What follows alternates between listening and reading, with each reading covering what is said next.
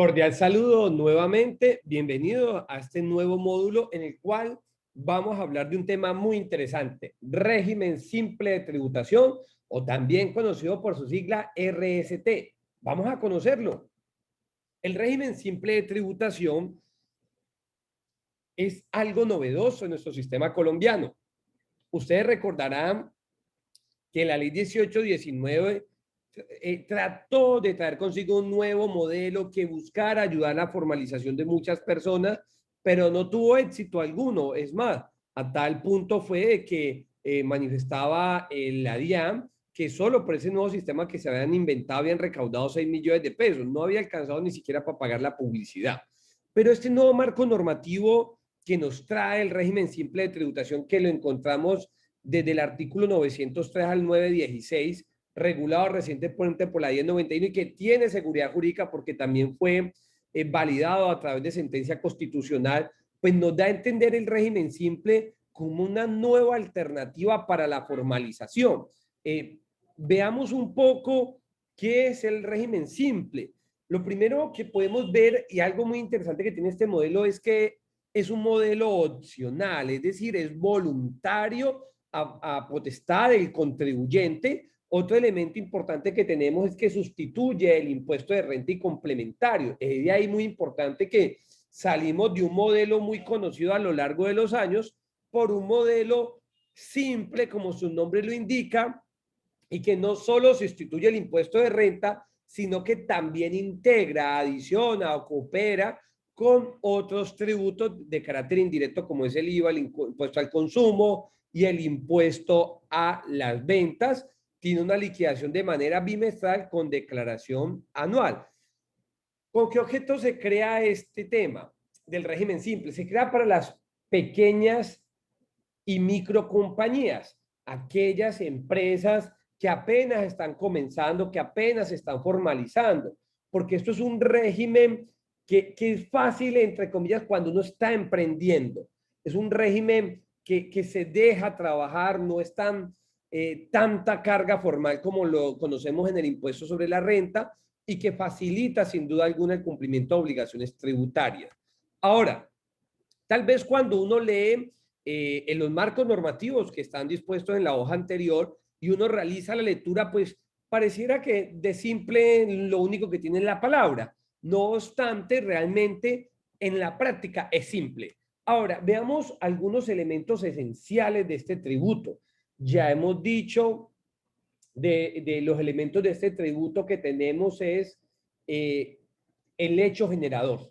Ya ahora vamos a ver quiénes son los sujetos pasivos, pero veámoslo, el hecho generador y la base gravable, porque cambia totalmente conforme lo vimos en renta. Hecho generador, podemos ver que el hecho generador lo generan los ingresos, es decir, percibir ingresos ordinarios y extraordinarios. Fíjese que en materia del impuesto de renta, cuando estudiamos el artículo 26, decía la percepción de ingresos después de un largo procedimiento, después de traer costos, gastos. Acá no. Acá simplemente el hecho generador son percibir ingresos ordinario o extraordinario. ¿Y qué es un ingreso? Aquello que es susceptible de aumentar el patrimonio, a excepción obviamente de los temas de capital. ¿Y cuál es su base gravable? La base gravable es la suma de todos los ingresos ordinarios y extraordinarios, con excepción de los ingresos por ganancia ocasional y los ingresos no constitutivos de renta ni de ganancia ocasional. Aquellos ingresos, en este caso los no constitutivos, que el legislador ha indicado, estos no tienen en ningún momento que ser grabados con ningún tipo de tributo. Entonces, vemos claramente, hecho generador, percibir ingresos, base gravable, los mismos ingresos. Es decir, esto es un sistema muy interesante porque no parte de un cálculo de renta líquida, en otras palabras, una utilidad fiscal, sino que simplemente se limita al valor de los ingresos. Y otro tema interesante es que no se pierde la aplicación de exoneración de aportes, que ya lo conocemos del artículo 114 y en este caso pues se vuelve un régimen muy atractivo. ¿A qué contribuyentes le apuntan a esto o en qué grupo está dividido? Está dividido en 4 grupos. Un grupo que abarca todo lo que son tenderos y peluquerías, otro grupo que abarca todo lo que son actividades donde predomina el factor intelectual, lo que llama uno las famosas profesiones liberales, otro cuarto grupo que abarca todo lo que es una actividad de transporte y restaurante y bar. Y por último tenemos un grupo 2 que podemos decir que es el remanente, el excluyente, es decir, si usted no está en ninguno de los anteriores grupos, está en el cuarto, en el segundo grupo. Ahora, ya vimos hecho generador, ingresos, base gradable, ingresos, menos ganancia ocasional, que aún sigue sosteniendo su mismo régimen. Dos, todo lo que tiene que ver con ingresos no constitutivos de renta ni de ganancia ocasional. Con el fin de que este régimen sea muy competitivo, y recordemos, acá no se hace ninguna depuración, sino que se multiplica con base en el ingreso. Acá entonces nos encontramos tarifas dependiendo del tipo del grupo. Tarifas que van desde el grupo 1 hasta el grupo 4, que oscilan de mínimo del 1,8 y máximo hasta el 14,5, en este caso para las entidades que son de carácter liberal. Y de ahí entonces la importancia de clasificarnos en cuál grupo. Ahora, una de las preguntas frecuentes que se dice es, ¿qué pasa si yo me encuentro en varios grupos o tengo varios tipos de operación? La norma señala que se paga por la tarifa más alta. Entonces, si yo tengo ingresos por actividad liberal, pero también tengo ingresos por comercio, aplicará la tarifa mayor. Otro tema de esto, ya hemos dicho, hecho generador ingresos, base gradable ingresos, tarifas de acuerdo a unos grupos, se paga de manera bimestral, y se realiza de acuerdo a los pagos que se vayan teniendo. Ahora bien, perdón, cuando vemos acá, ya hemos dicho, para los ingresos que son de ganancia ocasional, siguen conservando el régimen del artículo 300 en adelante, y los ingresos no constituidos de renta, pues que siguen exonerados de cualquier pago. Entonces, bien, ahorita ya vamos a hablar un poco de algo más complejo del régimen, que es quiénes pueden aplicar, es decir, quiénes pueden ser régimen simple de tributación. Y esto fue recientemente modificado por la ley 2155 de la ley de inversión social, el cual no cambió propiamente estructura, sino algunos comentarios. ¿Qué nos dijo esto? Ahora, ¿quiénes se pueden acoger? Personas naturales y personas jurídicas se pueden acoger. Pero lo primero que comenzamos a ver es que también hace unas exclusiones. Se pueden acoger personas naturales que desarrollen empresa. O sea, ya nos deja por fuera asalariados, nos deja enseguida por fuera. Luego nos dice, personas jurídicas cuyos socios o accionistas sean personas naturales o pueden ser también extranjeras, pero que sean residentes fiscales. La norma dejó clara que tienen que ser residentes fiscales estas personas, es decir, persona natural, extranjera, bien, pero que sea residente fiscal. Ahora, segundo requisito, que no tenga ingresos anuales, sea la persona natural, o sea, que si es la persona natural quien se califica como régimen simple, o sea, la persona jurídica en más de 100.000 VTs, que para este año sería un poco más de 3.600 millones, sin incluir los ingresos no constitutivos de renta ni de ganancia ocasional. Ahora, otro tema que nos coloca acá, nos hace una extensión muy importante que tenemos que analizar. Entonces, vemos dos requisitos fundamentales. Prácticamente el primero, no tener ingresos más de 100.000 VTs, sea la persona natural o sea la persona jurídica. Pero en la persona jurídica, adicional me dice que sus accionistas, por ejemplo, sus accionistas no estén inscritos en otras empresas que sean régimen simple de tributación, porque de esa manera el ingreso se mira consolidado. Me explico. Si Roger Román tiene una sociedad que llama Russell Bedford y esa sociedad factura 2.000 millones, régimen simple, y tiene otra empresa que factura 500 millones, entonces, para efectos del análisis del accionista, si la empresa puede ser régimen simple, se toma en cuenta también los ingresos del accionista cuando ese accionista tiene otras empresas del régimen simple. Cuando las otras empresas donde tiene inversión como régimen simple, tiene otras inversiones y no son régimen simple, el ingreso cuenta cuando tienen más del 10%. Y a bien colocaron este 10% porque yo puedo ser accionista de Ecopetrol y por el 0,01, ya voy a pasar enseguida de los prácticamente de las 100.000 VTs. Entonces, y también por último, otro requisito es que no necesariamente tiene que ser un accionista, sino que por el hecho de ser un administrador o ser un gerente de otra empresa, ya se revisa también de forma acumulativa. Roger Román es representante legal de Russell Bedford, factura más de 10.000 millones, ya Roger no puede ser un régimen simple y tampoco puede tener una empresa que sea régimen simple. Veamos un ejercicio muy sencillo.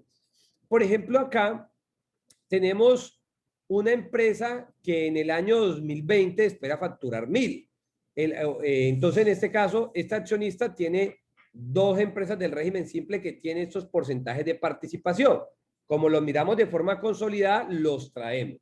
Pero esta que es ordinario, como tiene menos del 5, no se tiene en cuenta. Esta también tiene menos del 0, es el representante legal. Fíjese que acá no tiene participación, pero como es el representante legal, traigo el 100% del ingreso de la empresa. Y esta como es del ordinario, pero tengo más del 10, lo traigo. Entonces, nótese que acá, al revisarlo de forma acumulada, nos da un total de 3.500 millones, que más los 1.000 pasaríamos de los topes y no seríamos régimen simple de tributación. Ahora, la persona natural también le exige un criterio y es que efectivamente desarrolle una actividad de carácter mercantil y que tenga criterios empresariales, es decir, que no sea un empleado, lo que estamos buscando ahí. Y aquí efectivamente la norma quiso evitar el abuso tributario. Ahora, ¿qué requisitos entonces generales debemos de cumplir también para hacer el régimen simple? Y vamos haciendo feedback. Base gravable, ingresos menos ganancia ocasional menos no constitutivo. Tarifa dependiendo del grupo. Forma de pago de manera bimestral. ¿Cuáles son los ingresos? Los del artículo 28 del Estatuto Tributario, que son técnica contable con las respectivas excepciones. Requisitos generales para este régimen poder también pasar, además de cumplir las obligaciones como sujeto pasivo, estar al día en las obligaciones tributarias, estar al día en el sistema de seguridad social y estar al día en todas las obligaciones fiscales. Es un requisito. Entonces, ya hemos dicho, sujeto pasivo, pueden ser personas naturales o jurídicas, pero que sus accionistas sean residentes colombianos para efecto fiscal. Pero la norma también me dice, mire, todos estos pueden ser que cumplan estos requisitos, pero hay unos que, a pesar de que los cumplan, no se pueden acoger. Y acá me dice, nada de subsidiarias se puede, ni agencias, ni sucursales. Prácticamente acá lo que me está diciendo la norma es, mire, esto está hecho para micro y pequeña. Aquí no vamos a hablar de grupos empresariales ni de subsidiaria. Pierde la calidad. Dos, que sean accionistas o partícipes de otra sociedad, es decir, una subsidiaria. Que sean entidades financieras, es decir, recordemos que una entidad financiera es aquella aprobada por la superintendencia financiera, que sean personas jurídicas que obviamente sean de función pública, personas jurídicas extranjeras o sucursales o establecimientos permanentes tampoco lo pueden hacer. Ya lo hemos dicho, personas naturales sin residencia en el país. Y algo muy interesante, las sucesiones y líquidas tampoco pueden ser régimen simple y aquellas que tengan sustancia de contratación laboral, entidades sin ánimo de lucro, ellas tienen su propio régimen. Aquellas donde el ingreso pasivo, que es un ingreso pasivo, rendimientos financieros, arrendamientos superen más del 20% de esos ingresos. Y por último, que las sociedades sean el resultado pues, de escisiones para llegar a estos montos. Ahora, entonces ya sabemos quiénes no pueden pertenecer. Ahora veamos qué actividades económicas no pueden pertenecer al régimen. Mire cómo vamos acá con los sujetos pasivos. Ya nos ha quedado claro, sujetos pasivos, ingresos menores de 100.000 VTs, que cumplen unos requisitos consolidados y donde han dicho quiénes no pueden ser, es decir, qué sujetos no pueden ser sujetos pasivos.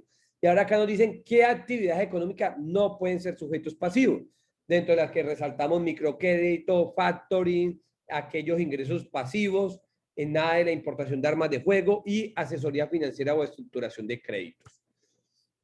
Exclusiones del régimen simple. Hay dos tipos de exclusión, que es no subsanable y subsanable. El no subsanable cuando excedo el monto de los ingresos o cuando tiene la calidad de no residente. Y lo subsanable, pues, cuando tengo deudas vencidas, cuando no cuento con factura electrónica, cuando no he pagado la pensión. Esos pueden ser subsanables cuando los pague. Ahora, acá en el régimen simple viene algo muy importante y es que ya sabemos que sustituye la renta. Al pasarnos al régimen simple de tributación, ya no tenemos que declarar impuesto de renta y por ende no tenemos que pensar en documentos soportes, simplemente nosotros emitimos nuestra factura electrónica. Y claro, para efectos de IVA descontable sí necesitamos la factura electrónica también, pero ni seguridad social en los costos, es decir, es una gran cantidad de factores que ya no tenemos que tener en cuenta dependiendo cómo sea. Y recordemos que frente al IVA siguen las mismas obligaciones, con excepción del grupo 1, que la norma les dice, ustedes no son responsables de impuesto a las ventas porque todo me lo pagas con la tarifa. Ahora, en materia de industria y comercio también muy sencillo, lo único que tenemos que hacer es informar a cuál es la alcaldía que le devengamos y cuál es la respectiva tarifa, que ya le ha sido denunciada a la administración tributaria. El régimen simple aplica el mismo régimen sancionatorio del impuesto de renta y complementarios, o sea que realmente aplica lo mismo, ya hemos dicho, este es un impuesto de periodo que va del 1 de enero al 31 de diciembre. ¿Cuándo nos podemos pasar al régimen simple? O también saliendo del régimen. Nos podemos pasar a más tardar el último día hábil del mes de febrero. Si yo soy ordinario, quiero migrar al régimen simple, tengo máximo hasta el último día hábil del mes de febrero para migrar. De la misma forma, soy simple, quiero volverme a ordinario, también lo puedo realizar. O también puedo hacer régimen simple cuando me constituyo como nuevo, lo puedo realizar también. Un dato estadístico, nótese cómo con el régimen ordinario tenemos la obligación de presentar un poco más de 37 declaraciones tributarias, el riesgo sin duda alguna que uno se expone en el régimen ordinario. En el régimen simple todo lo contrario, tenemos prácticamente 6 recibos de anticipo más 3 declaraciones, que es el anual, el anticipo, la declaración de IVA y prácticamente otra ICA y ya no tenemos más obligaciones.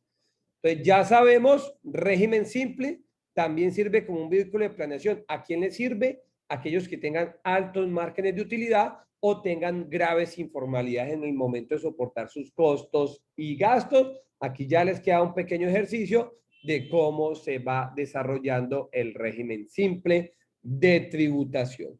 Ahora, aquí también les dejo las bibliografías que nos encontramos. Realmente esto ha sido muy estudiado. La DIAN ha sido uno de los grandes promotores y sin duda alguna es un régimen muy atractivo para aquellos que desean empezar. O también, otra característica que tiene este régimen es que no es sujeto a retención en la fuente, es decir, uno no le puede aplicar retención en la fuente a un régimen simple. Lo que sí uno está obligado es a practicar retención de IVA al régimen simple. El régimen simple tampoco está obligado a practicar retención por sus compras o servicios. Solo está obligado a practicar retención, pero por pagos salariales, lo cual también lo convierte en un beneficio muy atractivo. Entonces, acá dejo los datos, quedamos atentos a cualquier pregunta.